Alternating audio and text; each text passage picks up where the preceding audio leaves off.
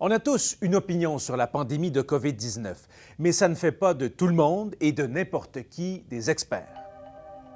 Vous êtes nombreux, jour après jour, à nous questionner sur des vidéos virales publiées sur YouTube et qui portent sur le nouveau coronavirus. Celle qui ressort le plus du lot, c'est celle-ci, mise en ligne par un certain Pascal Borel. Oui, mais la deuxième vague d'infection est celle qui est véritablement létale. Pascal Borel vit en Suisse. Il se décrit comme un ancien importateur d'ananas qui a, dit-il, et je cite, « étudié la science de façon autodidacte ».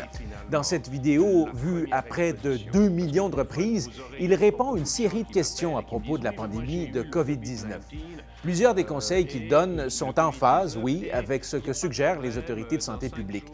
Mais les explications que M. Borel offre sur la nature de l'infection ne tiennent pas la route et sont carrément alarmistes, selon Tatiana Scorza, une immunologue interviewée par mon collègue Jeff Yates.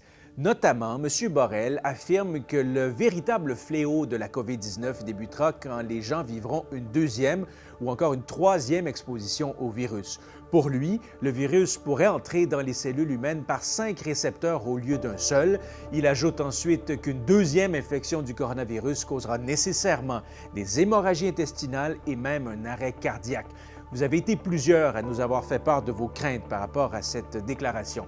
Ensuite, s'il est vrai que le virus peut entrer dans les cellules de plusieurs façons, le système immunitaire est en mesure, selon elle, de reconnaître et générer des anticorps et des réponses cellulaires contre les protéines du virus pouvant utiliser ces autres voies d'interaction avec nos cellules.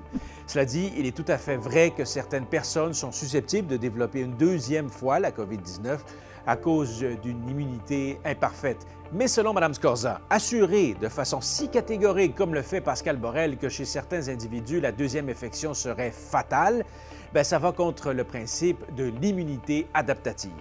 Morale de l'histoire, porter un regard critique sur les individus sans expertise scientifique formelle qui s'improvisent experts dans leur salon. N'oubliez pas de jeter un coup d'œil à l'article de Jeff Yates et continuez à nous écrire. Notre boîte courriel et notre groupe Facebook vous attendent. Salut!